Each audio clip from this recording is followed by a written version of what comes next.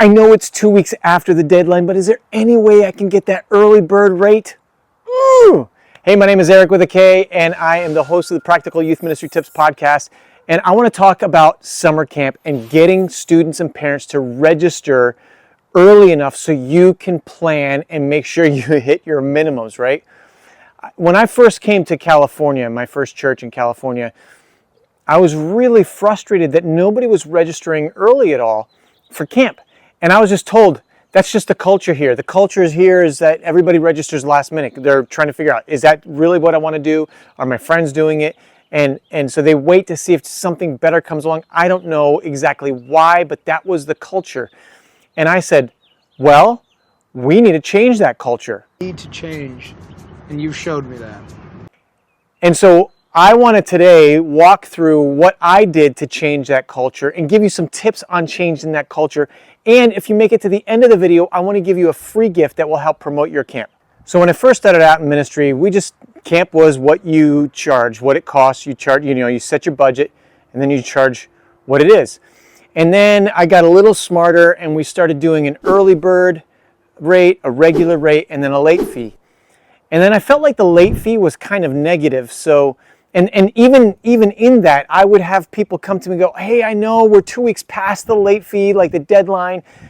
Is there any way I can still register my kid? And I know you sent 30 emails and 30 more texts as follow-ups. I know you've mentioned it every week for the last 6 months, but I just didn't get a chance to register. Is there any way I can get the early bird rate?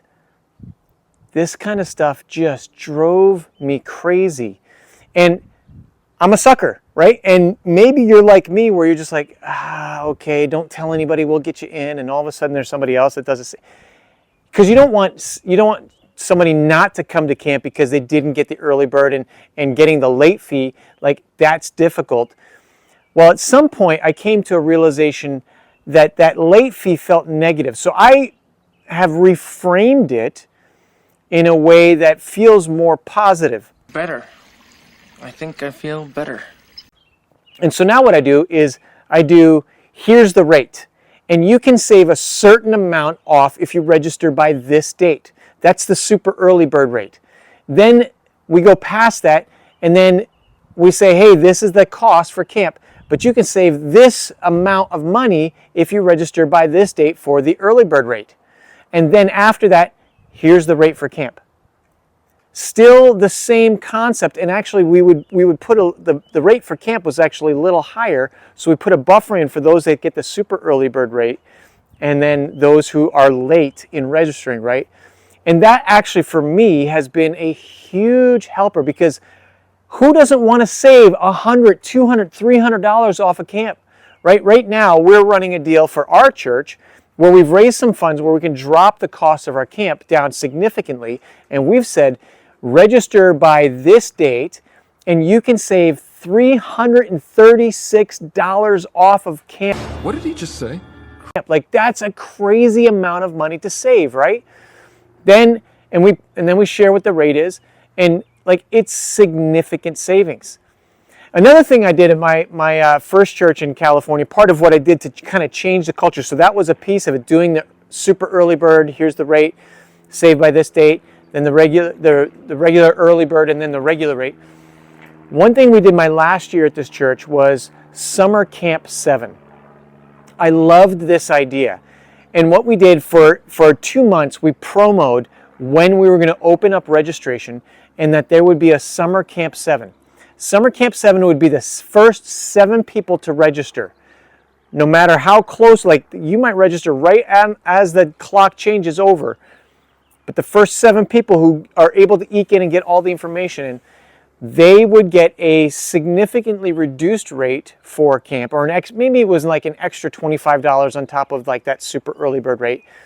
They would also get a Summer Camp 7 t-shirt that we would make. They would get to get on the bus and choose where they're going to sit with one friend. They could bring a friend with them. They would get to be the first choice on bunks where they would sleep in the cabin. They would also get to be in the front of the meal lines every meal, and we would give them one treat, like a milkshake or something like that, at the snack shack that week. So Summer Camp 7 was a big deal. It was a huge, huge hit. And what we did was we kept promoting when, like, the time, the day and the time. So it was a Sunday and it was at like 2 p.m. So everybody got a chance to go to church, have lunch, then set your alarms. We did all of this. And then, boy, if we didn't get a whole bunch of people right at 2 o'clock. And so we just went through we used Planning Center, and we went through and we saw who registered when. And what we did was we took a screenshot to show people, like kind of the top 10 or 15 or whatever, to show them, like, I mean, they were getting in. There was a whole bunch of people that were within 2 minutes that just, like, this list. And even though they were within 2 minutes, there were a bunch of people who did not get the Summer Camp 7 because people got in before them. Yeah, but I registered right on time. So we used that screenshot to show them. But it was genius in getting people to register early, because not only were they saving money, the thrill of getting extra for the students, and the students wanted all those benefits, right? Because those students, they wore their Summer Camp 7 shirts. We gave them to them the next week, so they actually wore that shirt. They got to promo it for weeks, so their friends knew they were going to camp. It was super cool, and it was a big part of shifting the culture of this, well, we're going to register last minute. Now, there's always going to be people who register last minute. That's just life, right? Now, you may go in shifts like that, right? But so in this shift in the culture is, our culture became, we want to register early because we want to get these benefits, right? We want to save. Money speaks, right? Saving money speaks. So we went through all of these processes, and it's been a huge, huge help for parents to save money, and for us for planning, right? How many vehicles do we need to get? How many snacks do we need to get, like, for whatever? How are we situating the rooms? There's always going to be those who come in late, under the wire. I think something that might be helpful is go, look, we have 10 spaces available on the bus. We've got one room that has 12 beds, 2 adults and 10 students. Or you have 100 spaces, whatever it is. If you have a certain number, then you can put people on the waiting list and talk about, like, hey, we have a certain number available. Once that's done, people will go on a waiting list. I should be on the list. Hey, Brian. I don't want my kids to be on a waiting list. I want them to be able to go to camp. So the waiting list concept, like, again, it's all about putting pressure, in a sense. And we only do put your $50 deposit down. We don't say you have to pay for the whole camp, because we always also talk about fundraising and ways to save money and all that stuff, and raise money for camp. But we're just saying $50 deposit. We say it's non-refundable. We will occasionally transfer or whatever. Sometimes we don't. It just kind of depends on, like, we tell them ahead of time. That way, if for some reason, like, we had a student go, like, we called, hey, is your son or your daughter coming to camp? Oh, we chose not to come. I'm like, we're sitting there in the parking lot waiting. That's a whole nother story.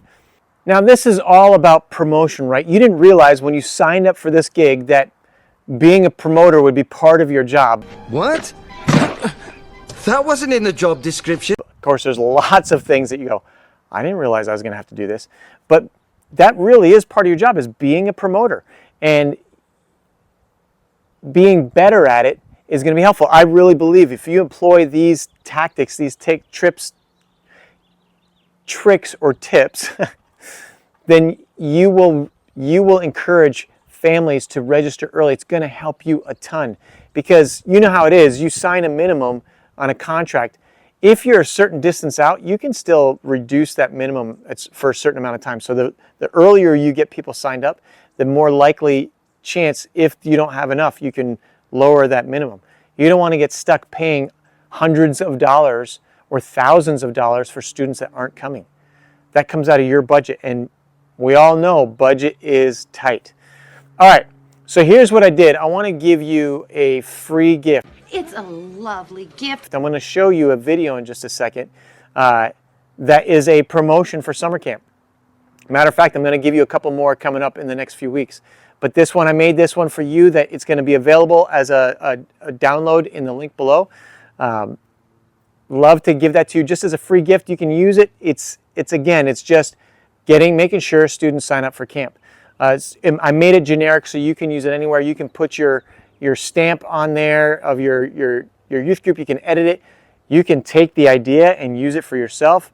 I use CapCut well, you'll see. I use CapCut to make it how it works. If this video was helpful to you, would you do me a favor? Would you click the share button and pass it along to someone that you think would have benefit from watching this video and maybe change their culture, like I'm hoping and praying you're able to do if you have a late sign-up culture, to change that culture in your ministry, because there is a huge relief. If you saw the thumbnail, like, it's this kind of pulling your hair out thing. Again, there's always going to be those latecomers no matter what, versus feeling more relaxed and ready for camp because most of your people have registered early. The most relaxed I've ever seen you. So let's take a look at this video, and I have one more thing I'll say at the end.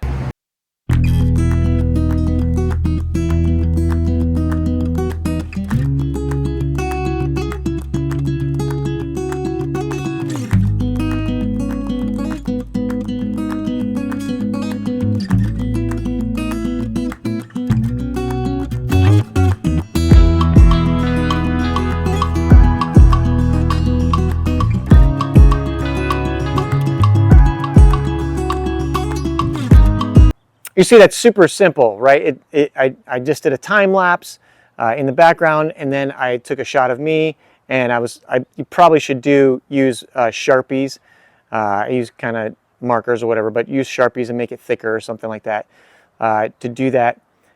Then I use CapCut to kind of, I honestly don't know if that's available in the free version. I pay for the pro version. It's like $50 for the year. But anyhow, I'll put a link into CapCut if you want. So if you don't have it, I use Final. CapCut is where I put the captions, and it's just it's really powerful. For most of it is free. You pay for some of the extra pro stuff, but love to give that to you. Again, if this was helpful, share that with somebody else, and then we'll catch you next week. See ya! So obviously the scene, if you've been on my videos, you see that this looks a little different than what I normally do. I am up in Central California. My daughter's getting married this weekend, and so I still wanted to shoot the video. I shot my free gift for you back home, but I needed to shoot this video while I was up here. Had a little break. Lots to do this week, but yeah, that's why things look a little different. That's a little insight into my world. My daughter is a worship leader at a church in Central California on staff, and her husband, her fiance, soon-to-be husband, is a youth pastor at that church, and just super thrilled. So that's a little insight into my world. Anyhow, I'm so glad that you jumped on to see this video, and again, if it's encouraging, would you click the share button and send it on to somebody else? Otherwise, we'll catch you next week. See ya!